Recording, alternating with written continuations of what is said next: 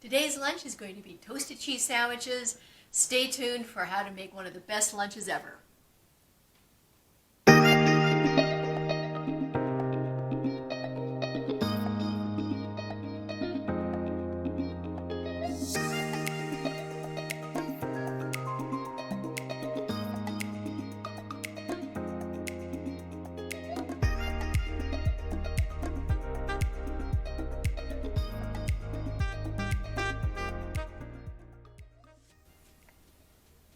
So I always like in my toasted cheese sandwiches to use a cheddar. There's three kinds of cheddar. There's actually four. There's a mild, there's a medium, there's a, shoot, I forgot.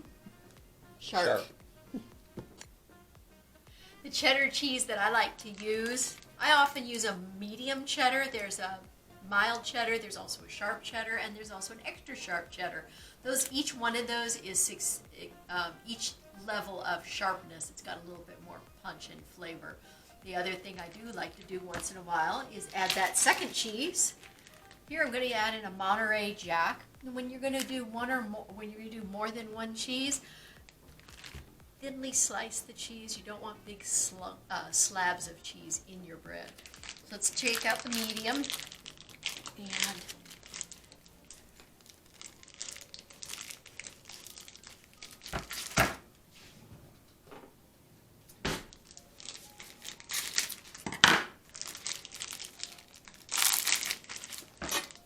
using a really good knife. I like this because it makes really thin slices. So we want a nice layer of cheese, and if you're only using one cheese, of course, you can do like a couple of layers. Some people do really thick slices. It just takes a little bit longer to cook and get it fully melted. I feel like the thin layers melt a little bit more quickly, so I like to do that. So you can also use Velveeta cheese. That's the one that comes in a box. It gets really, really runny when you melt it. So if you want to really, when you pick the slices up, have it really hang down, use Velveeta. It's not my favorite. I love Velveeta, but I just don't care for it in a toasted cheese sandwich.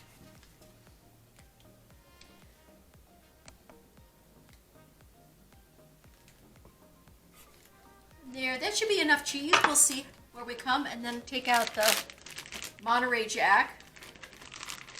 And little fun fact is to know that cheddar cheese is not naturally this color.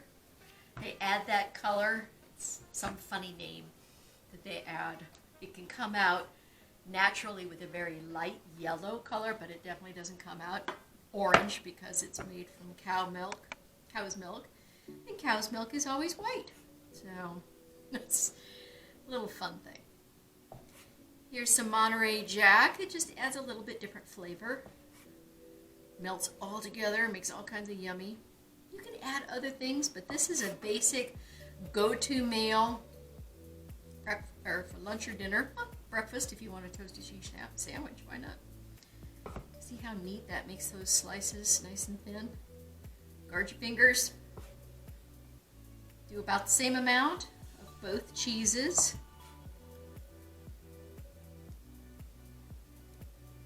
And that should be just about enough.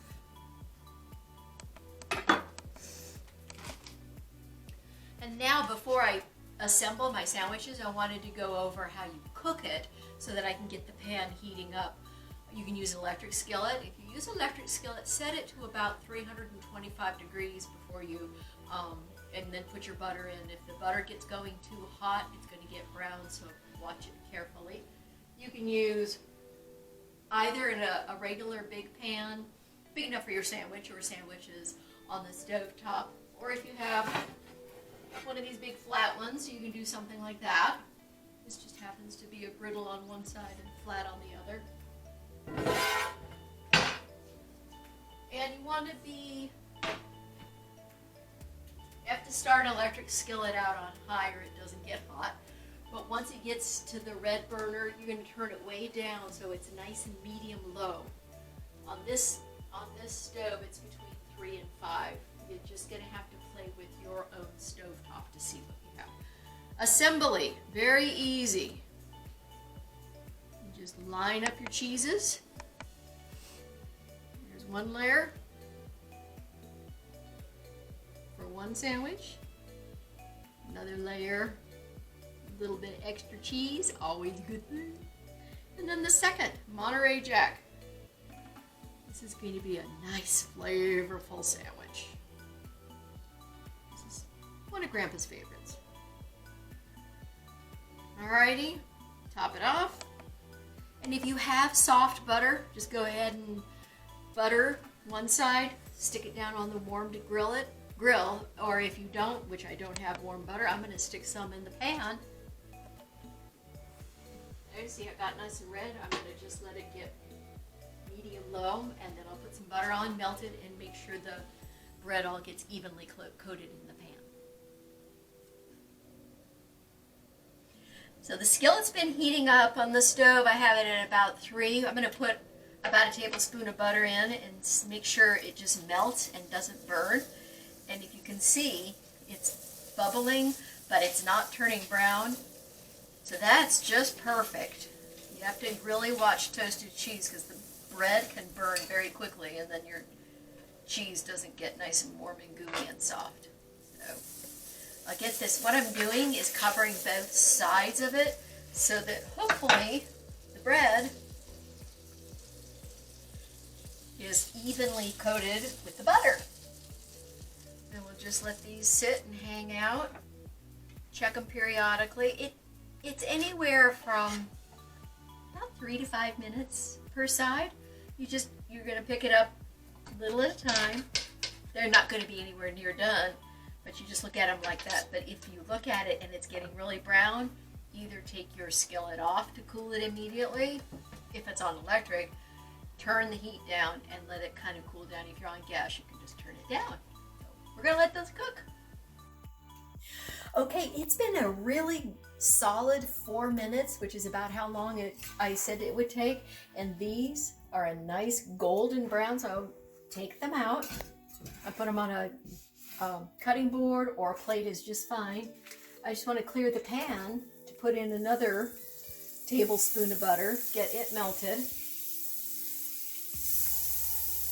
For the flip side, one way you can tell you've got it just about done and at the right heat is you can see the cheese is melted like right next to the bread. See how nice and golden those are? And that's a little high because it's cooking a little fast on the butter, so I'm going to probably pop that down in temperature.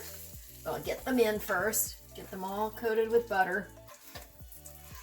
You can use margarine, but butter tastes better. And it's actually better for you. So I would recommend staying with butter. And now we're just going to let them sit on this side for about 4 minutes. So it looks like we're done, and it was a full 4 minutes on the other side. I had to kind of play with the temperature a little bit. I'll bring this over so you can see how nice and golden they are. And again, you want to make sure you're cooking these slowly so that the cheese melts thoroughly and the bread doesn't burn. Cut them in half with my awesome knife.